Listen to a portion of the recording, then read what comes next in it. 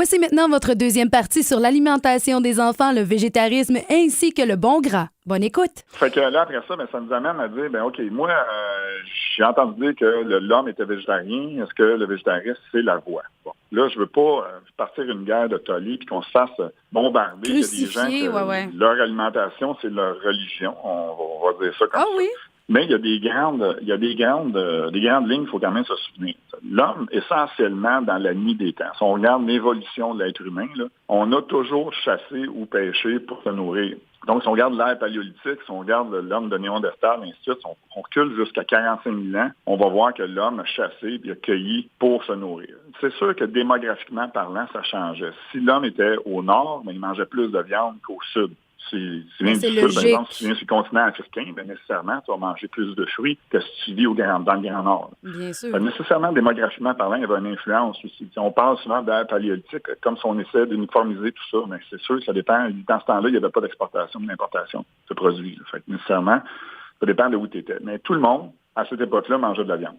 Ça, c'est une chose. Après ça, les gens ont commencé avec l'évolution à vouloir se sédentariser, à vouloir s'implanter, vouloir bâtir des villes, ainsi de suite. Et là, on a commencé l'agriculture. L'agriculture a commencé avec le blé, l'orge, le sel, ainsi de suite. On a commencé à planter des choses. Les Égyptiens ont été dans les premiers à cultiver le blé. Et nécessairement, on a découvert, mais premièrement, les Égyptiens ne mangeaient pas juste des céréales, ils mangeaient aussi du porc, ils mangeaient des légumineuses, ils mangeaient beaucoup de choses. Ils avaient une alimentation très variée, mais très omnivore. Mais ils ont été les premiers à cultiver des grandes cultures de céréales. Et on s'est aperçu que c'est un peuple qui avait tendance à pas avoir le même développement physique que d'autres. Si on regarde, donc plus de retard de la croissance, développement de certaines maladies, ainsi de suite. Et c'est l'ère grecque qui a amené le plus la culture de la céréale. Parce que pour les Grecs, à une certaine époque, le fait de chasser, pêcher, puis tout ça, c'était pour les gens pauvres. Les gens qui avaient de l'argent, ils étaient capables d'avoir leur propre terre, étaient capables de cultiver leurs grains, étaient capables de faire leur pain, étaient capables de faire leur vin. Mais ça fait que pour les Grecs, ta monarchie, si on veut, et je pourrais dire la royauté, plus tu étais riche, plus tu avais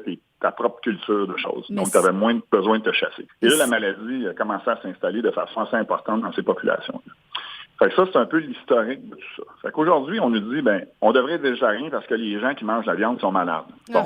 Là, il faut regarder. Premièrement, est-ce que dans l'histoire de l'homme, est-ce qu'on est végétarien par instinct ou on l'est par idéologie? La réponse, c'est idéologie. Il n'y a personne par instinct qui est devenu végétarien. On ne voit pas ça dans l'historique de l'être humain. On nous compare souvent à des singes. On dit souvent, l'être humain, l'homme, il ressemble à un singe. Les singes mangent surtout des végétaux, sont frugivores, mangent pratiquement pas de ci, de ça. Mais si on regarde certaines espèces de singes qui ressemblent étrangement à l'homme, si on prend le chimpanzé, par exemple, on se rend compte que si on regarde des études qui ont été publiées dans les années 90, le singe mange à peu près 65 grammes de viande par jour. Vraiment? Il est omnivore. Il a des canines, il est capable de déchiqueter de la viande, puis il est capable de manger de la viande. En petite quantité, mais il est capable d'en manger. Donc, l'être humain si on ressemble au singe, on est omnivore. Il faut faire attention, on ressemble, on n'est pas identique. On s'entend, j'espère. Là, j'espère, moi tout.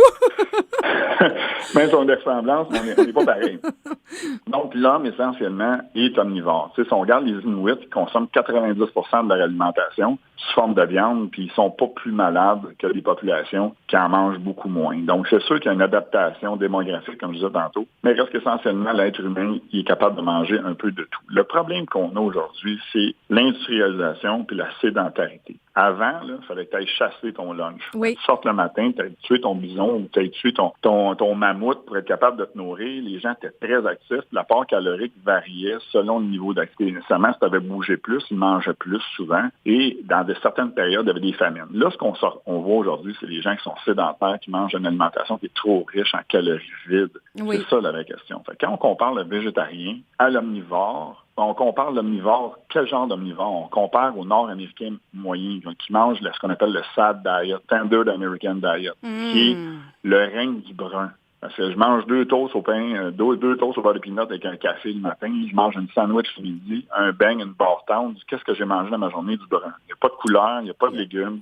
Donc, si on compare le végétarien qui est conscient de son alimentation, qui mange des fruits, des légumes, qui essaie de manger bio, c'est sûr qu'il y a un net avantage. La réalité, c'est que le végétarien va vivre 34% plus longtemps qu'un nord-américain moyen. Fait qu'on se dit qu'il y a un énorme avantage au végétarisme. Mais si on regarde un omnivore qui mange surtout du poisson comme source de viande, il va vivre 30% plus longtemps qu'un nord-américain standard aussi.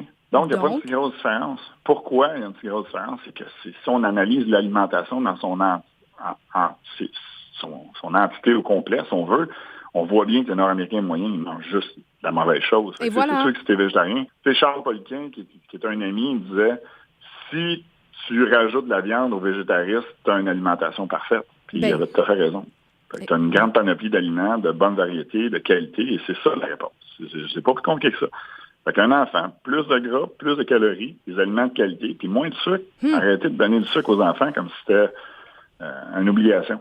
Oui, le sucre, là, on va garder ça pour Halloween. Ouais, on est dedans, là. On est là. Fait que Halloween, ça restait comme ça. Puis quand on se rappelle quand on était jeune, on mangeait de la pizza une fois par année et on passait Halloween et c'est pas mal le seul temps qu'on pouvait avoir du sucre. Regarde, moi, je prends l'exemple de mon garçon. Mon garçon, c'est pas un extraterrestre. Il a passé l'Halloween cette semaine. Il va manger des bonbons. Il en mange le soir de l'Halloween. Après ça, je prends le sac, je mets ça dans l'armoire, puis il en parle plus. Je peux faire disparaître le sac la semaine d'après, puis il n'en reparle plus. Il n'y a pas de carence, il n'y a pas d'instabilité. C'est sûr que, comme tous les enfants, ils aiment ça. Mais c'est une gâterie. Ça arrive une fois par année. Et voilà. Il y a sa fête qui va manger un gâteau. Il y a certaines occasions. Voilà. C'est la loi du 80-20. 80% du temps, on devrait se nourrir. 20% on devrait s'amuser avec les aliments pour le goût, et ainsi de suite, se divertir autour d'une table. Mais il ne faut pas considérer l'alimentation nord-américaine présentement comme une source d'alimentation saine. Il faut revoir nos façons de faire. Il faut arrêter d'aller vers des produits qui sont hyper industrialisés, hyper salés, hyper et surtout sucrés, hyper faciles aussi. Puis facile, puis d'aller faire... c'est ça, d'avoir des produits qui sont trop industrialisés, finalement, de retourner à la terre. L'être humain conscient et intelligent de demain va avoir son jardin. Oui. C'est un peu ça, malheureusement. On va retourner à ce que nos ancêtres faisaient parce que c'est un retour en arrière qui est obligatoire. Exactement.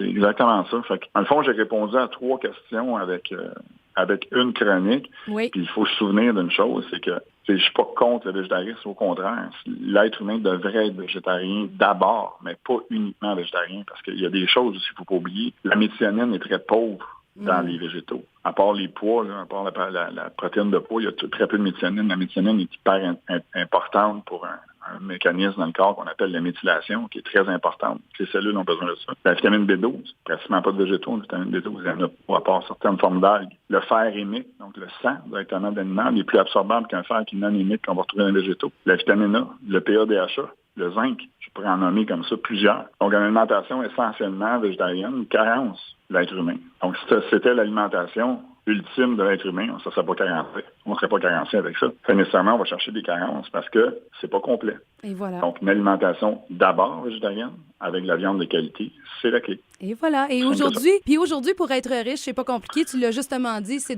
d'avoir notre propre jardin, nos propres poules qu'on nourrit nous-mêmes.